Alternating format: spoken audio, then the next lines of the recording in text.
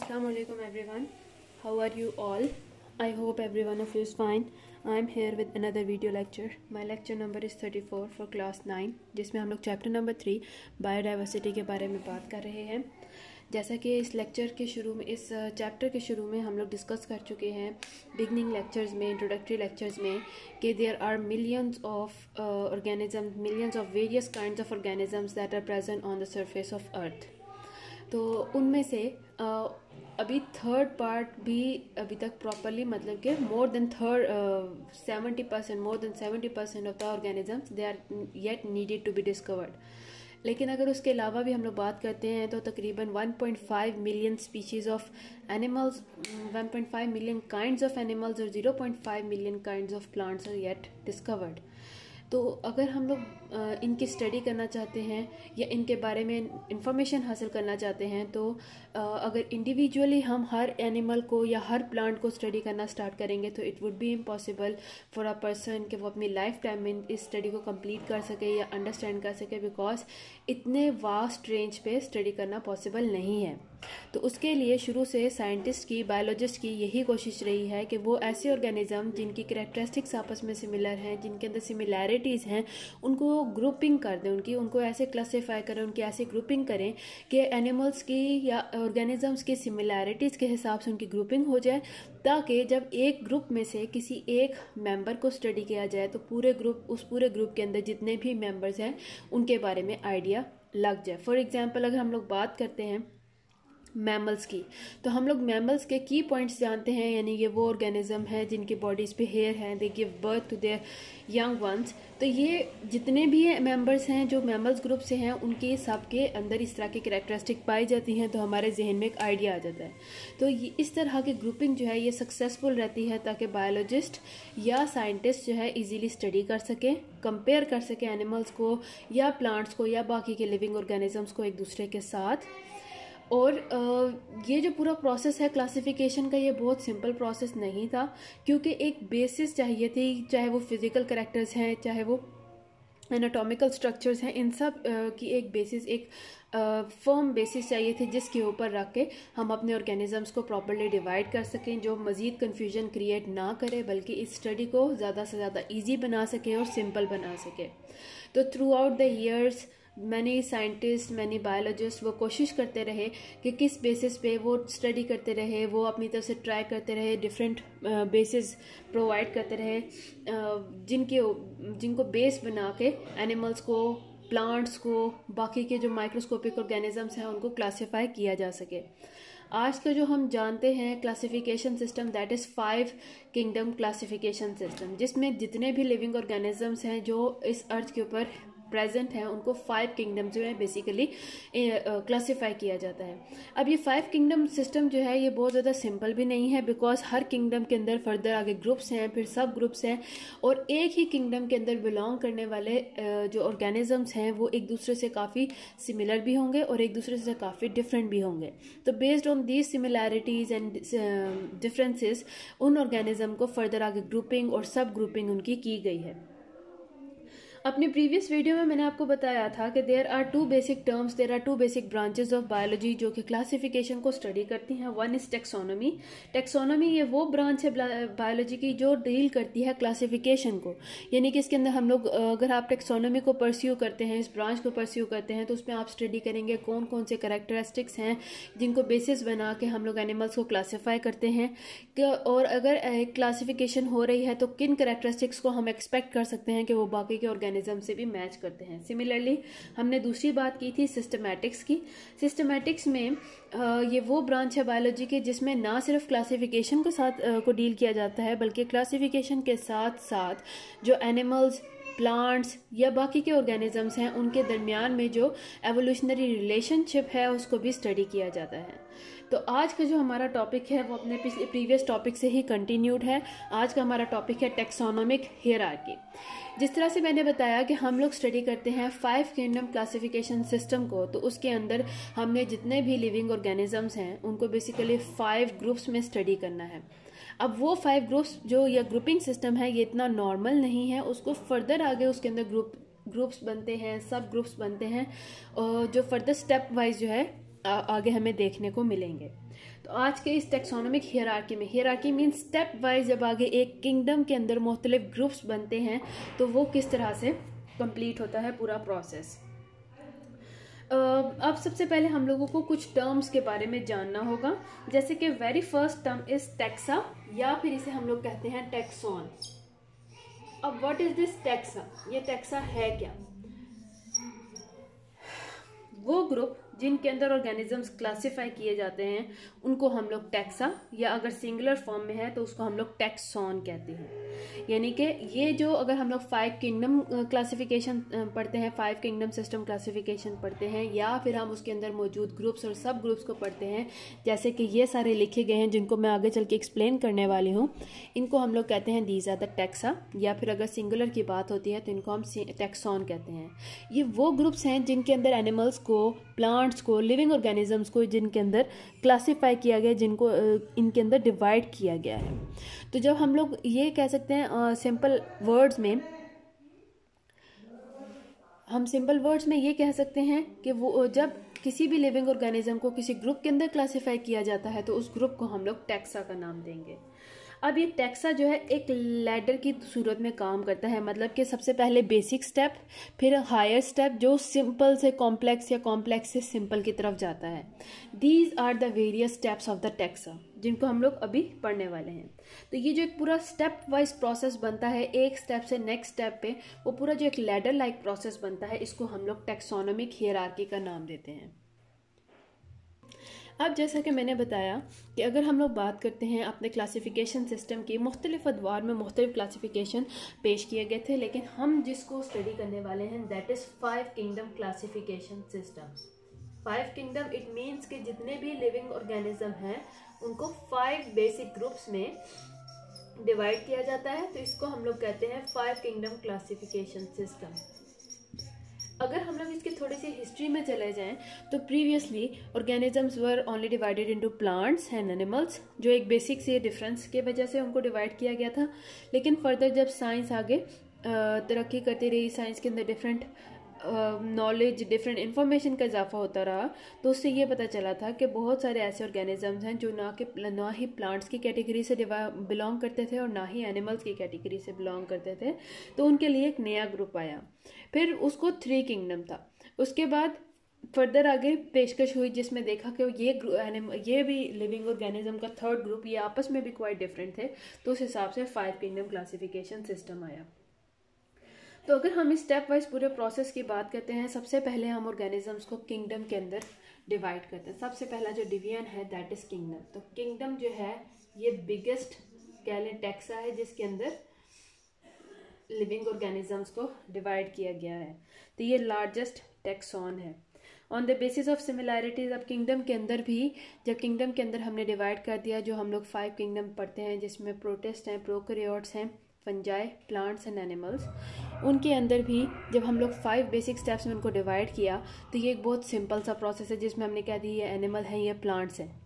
फिर फर्दर आगे जैसे एनिमल्स की बात करते हैं या प्लांट्स की बात करते हैं, उनको स्टडी किया तो देखा बहुत सारे एनिमल्स थे जो एक दूसरे से क्वाइट सिमिलर थे और बहुत सारे ऐसे एनिमल्स थे जिनके अंदर काफ़ी ज़्यादा डिफरेंसेस थे।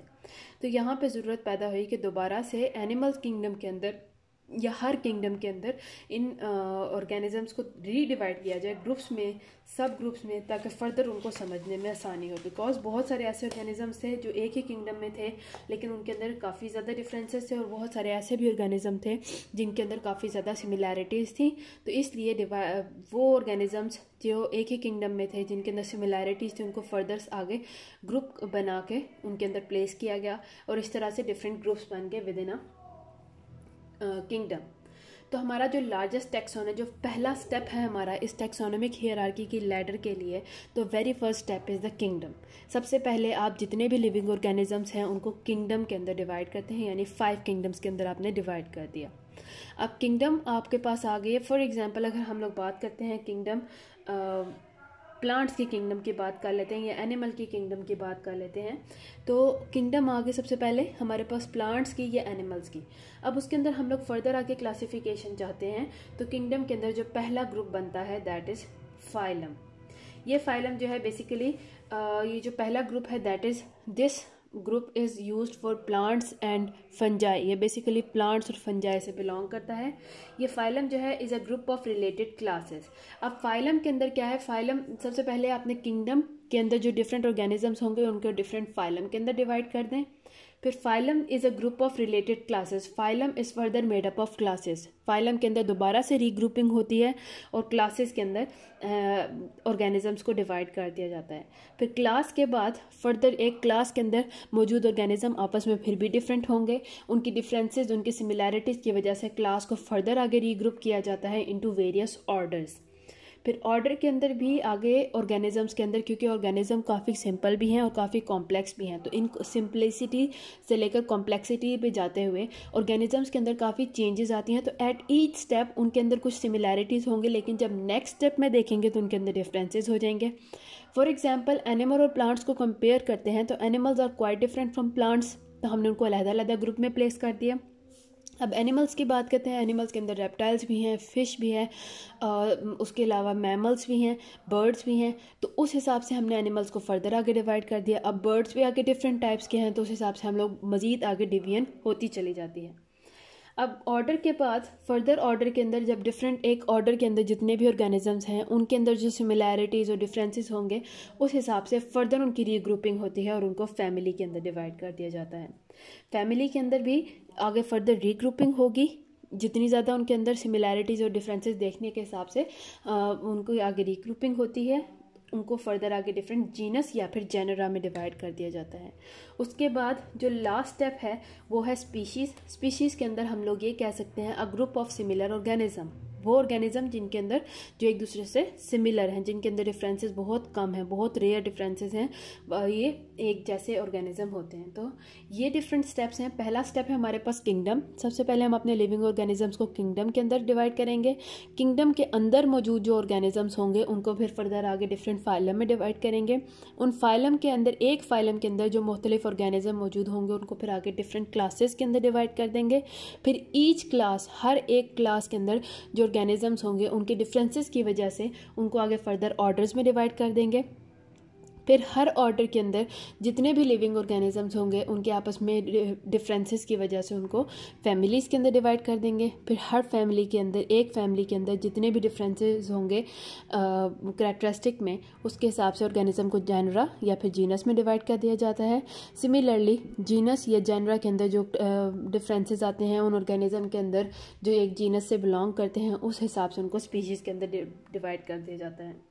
अब स्पीशीज़ क्या है? It is a group of similar living organism like cats. Cats जो हैं वो अगर सिमिलर हैं एक दूसरे से तो that are species. Human beings खुद एक स्पीशी हैं।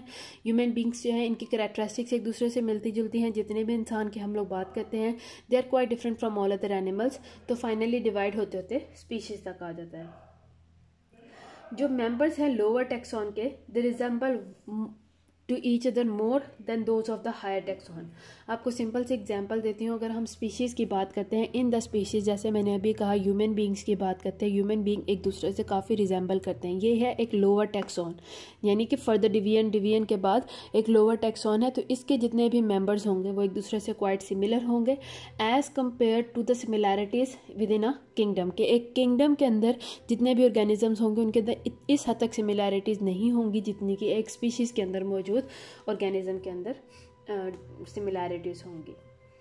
इसके बाद हम लोग देख लेते हैं क्लासिफिकेशन ऑफ टू ऑर्गेनिज्म। एक हम लोग देखेंगे ह्यूमन बींग्स का और एक हम लोग देखेंगे पीस का। हम लोग उसके अंदर हर एक टैक्सा के हिसाब से उनको डिवाइड करेंगे आगे डिफरेंट ग्रुप्स में, और किस तरह से फर्दर आगे डिवीजन होती है इसको स्टडी करेंगे।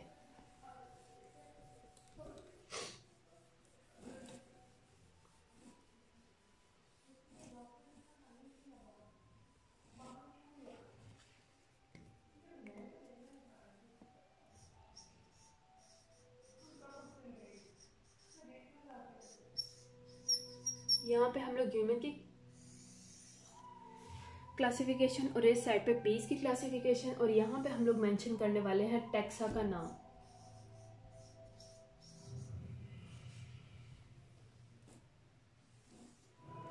सबसे पहले हम लोग सबसे बेसिक फर्स्ट टैक्सा से चलना स्टार्ट करेंगे। The first taxa, the first taxon we have, the largest taxon is kingdom.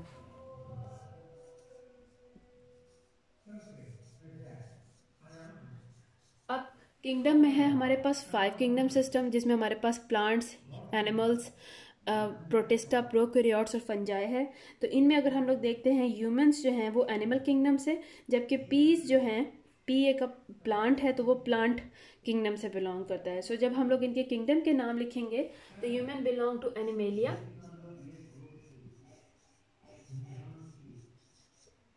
And peas belong to Plantae.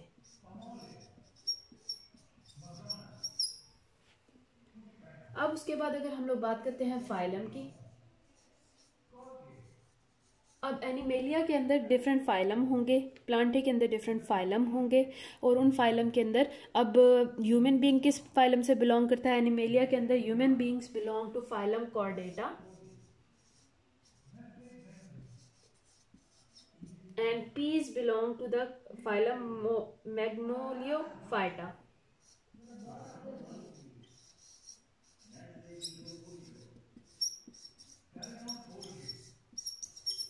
Out of all the phylums that are present in the kingdom Animalia, human beings belong to the phylum Chordata. ये अगला step है kingdom के बाद, second step है। Peas belong to the phylum Magnoliophyta. इसके बाद phylum के बाद हमारा जो नेक्स्ट स्टेप था दैट इज क्लास। तो human beings belong to class mammalia. हम लोग क्योंकि मैमल से बिलोंग करते हैं तो हमारी क्लास है मेमेलिया। जबकि अगर हम लोग पीस की बात करें तो they belong to the class मैग्नोलियोप्सिडा।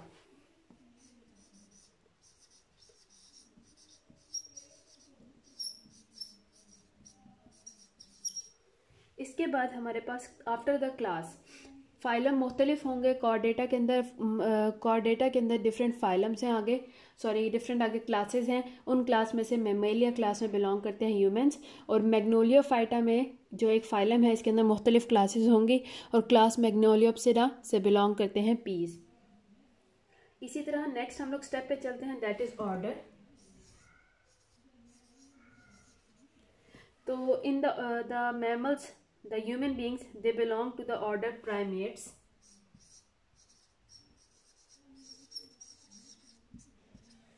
There are different classes there are different orders that are present in a class.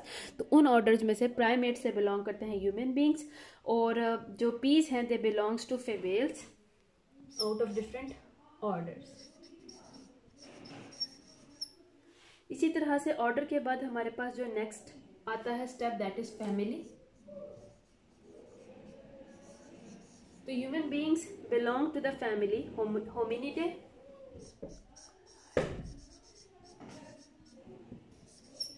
जबकि जो peas हैं they belong to the family Fabaceae.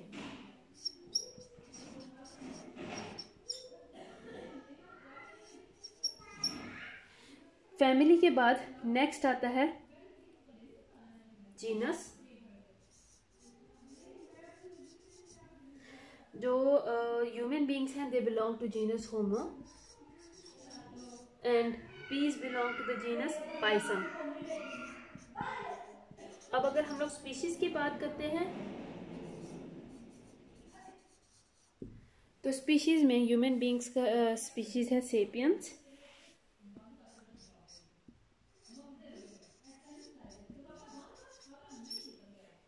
जबकि पीस की जो जीनस है दैट इज सेटिवम।